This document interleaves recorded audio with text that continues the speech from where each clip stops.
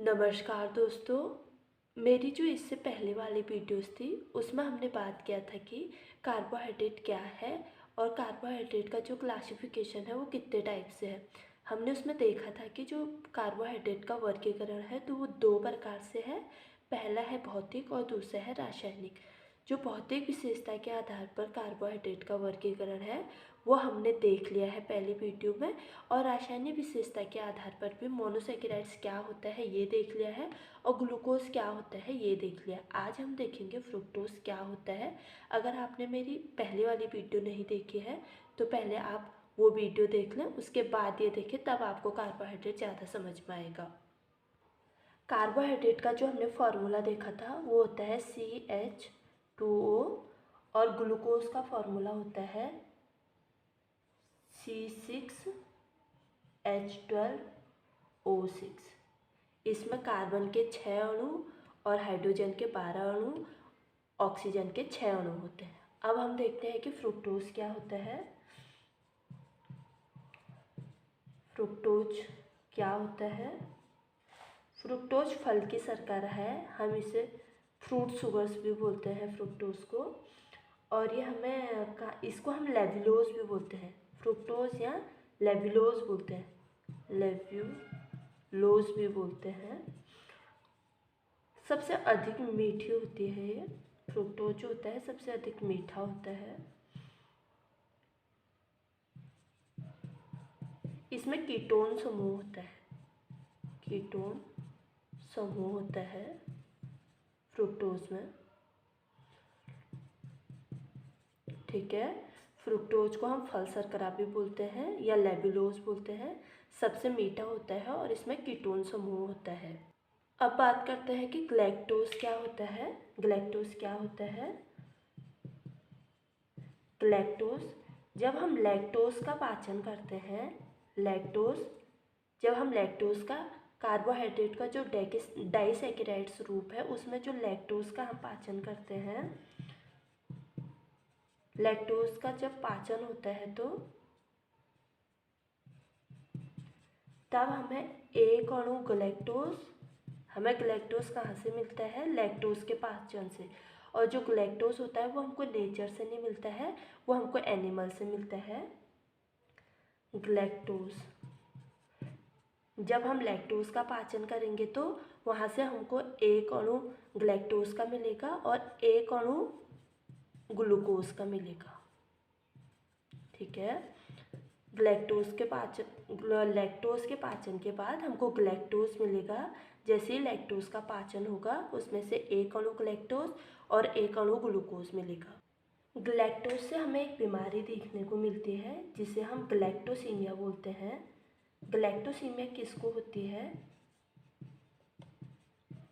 Galactose से बीमारी होती है जो ग्लैक्टोसीमिया होती है जब छोटे बच्चों में ग्लैक्टोज को ग्लूकोज के रूप में बदलने वाले जो एंजाइम्स होते हैं, ग्लैक्टोज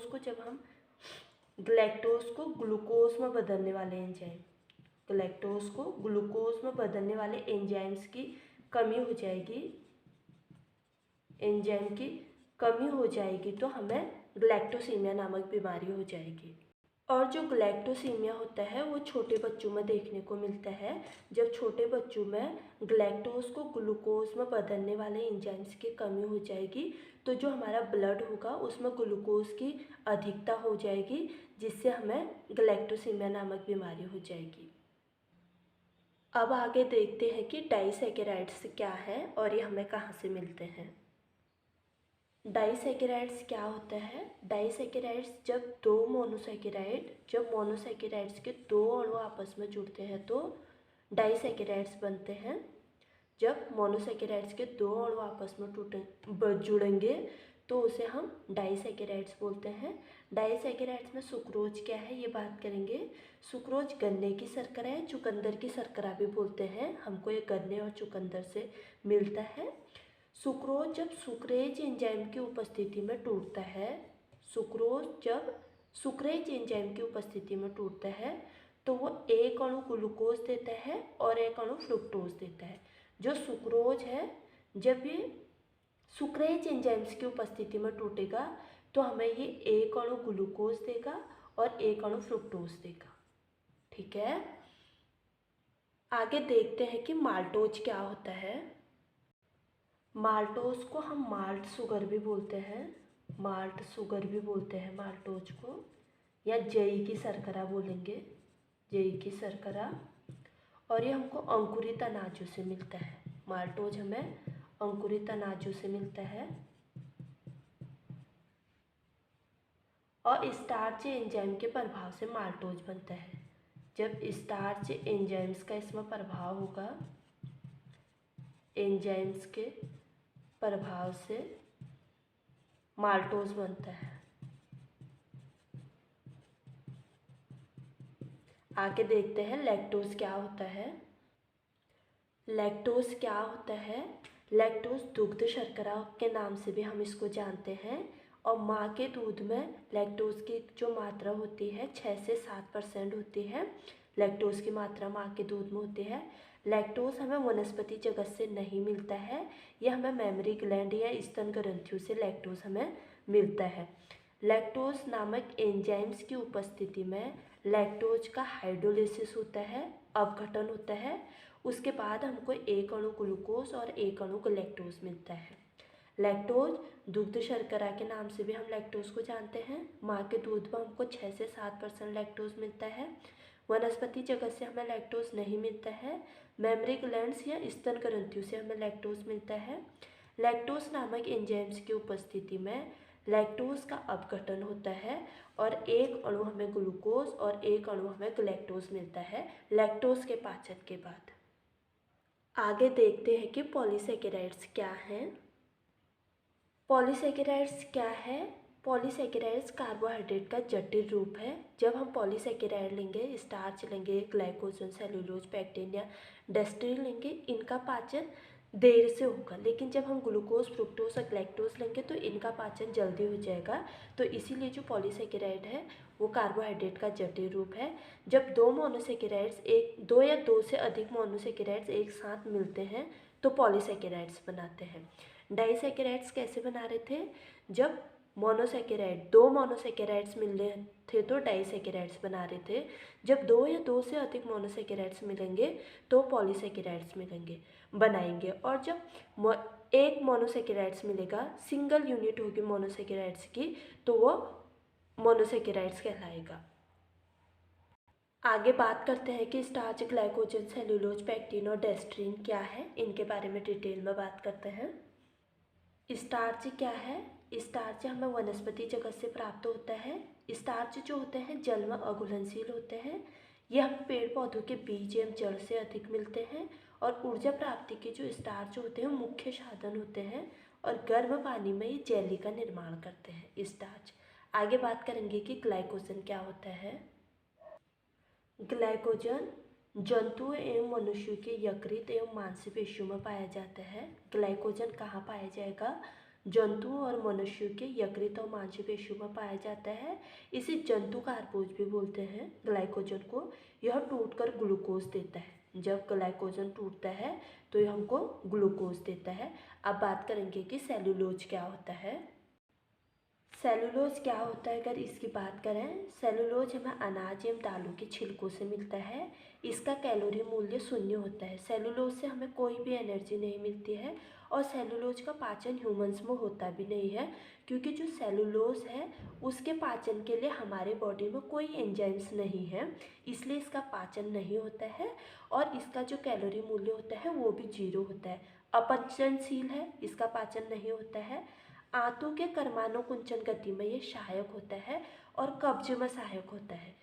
अगर जो सेलुलोज अपने आहार में ज़्यादा लेता है उसको कब्ज नहीं होते हैं। कब्ज वाले लोगों को डॉक्टर सेलुलोज लेने की सलाह देता है। ठीक है, हमने देख लिया सेलुलोज क्या होता है। अब हम बात करेंगे पेक्टिन क्या होता है।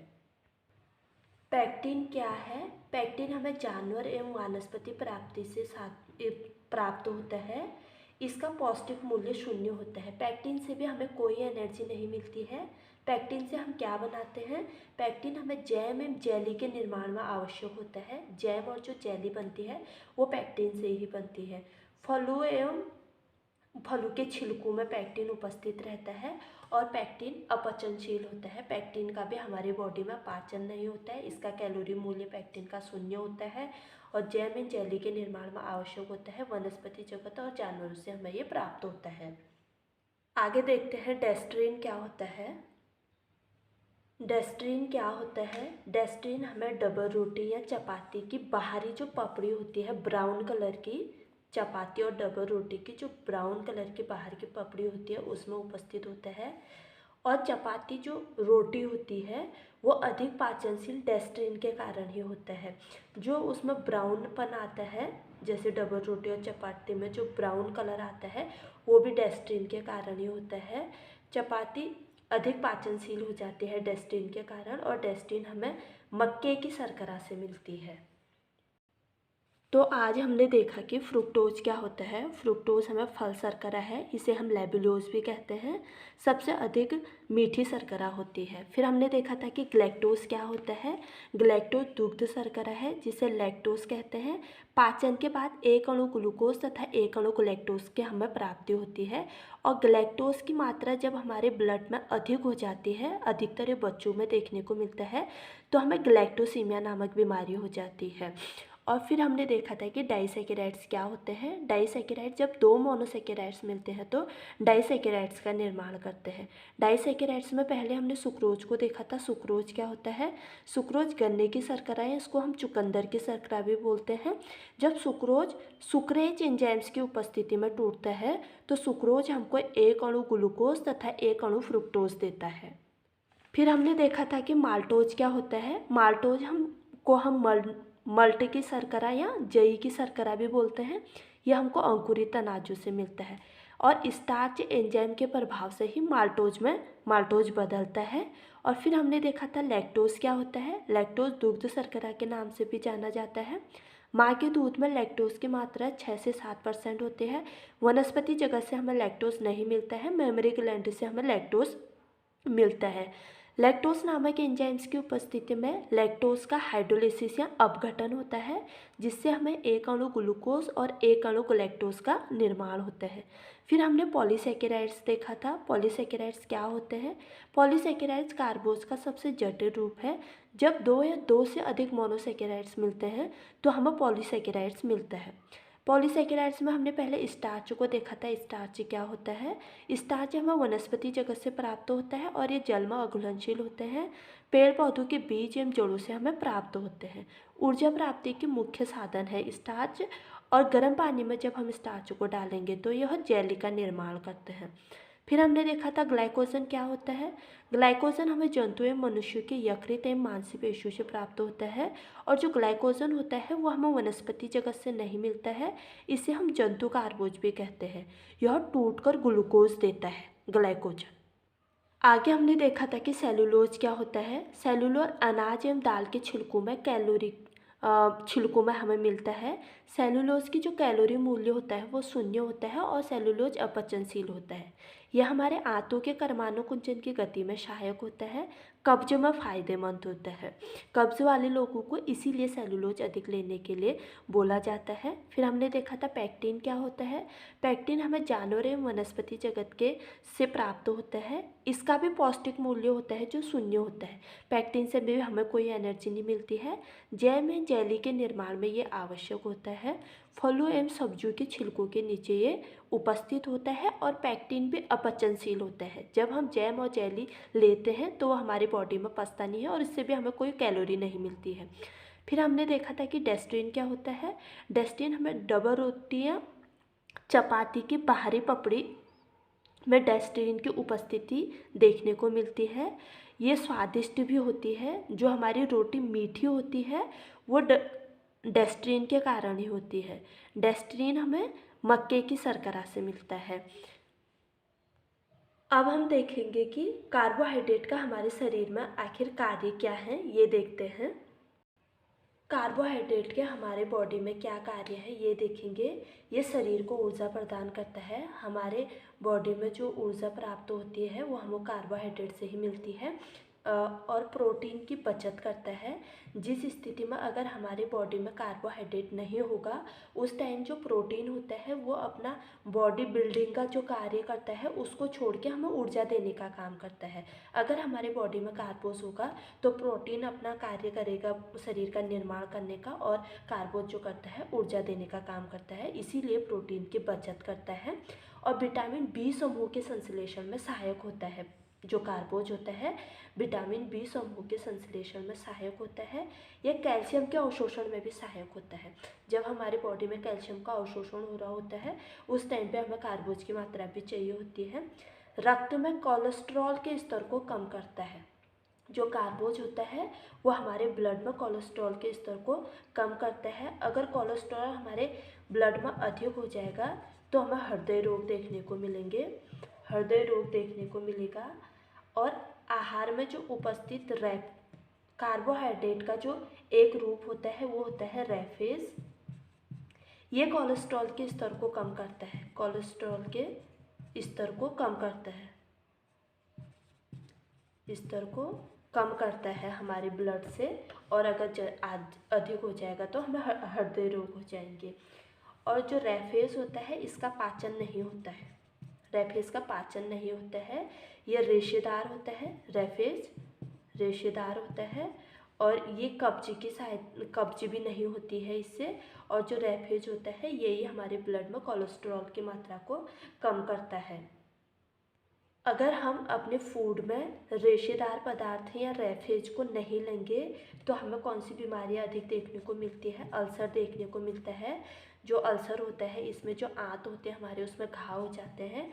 और कैंसर देखने को मिलता है। जो हमारी बॉडी में सेल्स बनने लग जाती हैं उनकी मात्रा अधिक बनने लग जाती है।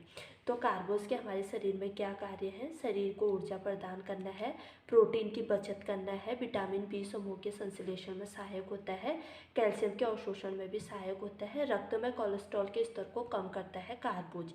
अगर कोलेस्ट्रॉल की मात्रा हमारे रक्त में अधिक हो जाएगी तो हमें हृदय रोग हो जाएगा। और कार्बोहाइड्रेट का ही रूप है रैफेज, ये हमें कोलेस्ट्रॉल के स्तर को कम करने में सहायक होता है। और रैफेज का हमारी बॉडी में पाचन नहीं होता है। रैफेज रेशेदार होता है। अगर हम अपने फूड में रेशेदार पदार्थ या रैफेज को नहीं लें तो हमें अल्सर और कैंसर देखने को मिल सकता है।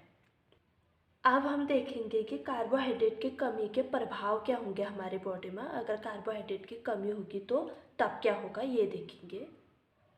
अगर हम कार्बोज की कमी देखें अपने बॉडी में, अगर कार्बोज की कमी हो जाएगी तब क्या होगा? हमारा वज़न कम होगा, हमें थकावट एवं कमजोरी महसूस होगी, हमारा शारीरिक विकास नहीं होगा और स्वभाव घबराहट वाला होगा। व्यक्ति कोई भी डिसीजन नहीं ले पाएगा, वो हमेशा चिड़चिड़ापन रहेगा उसमें। और शरीर की क्रियाशीलता कम हो जाएगी, उसकी बॉडी बिल्कुल भी एक्टिव नहीं रहेगी। त्वचा में झुर्रियाँ पड़ जाएंगी, छोटी एज में ही झुर्रियाँ देखने को मिल जाएंगी त्वचा में।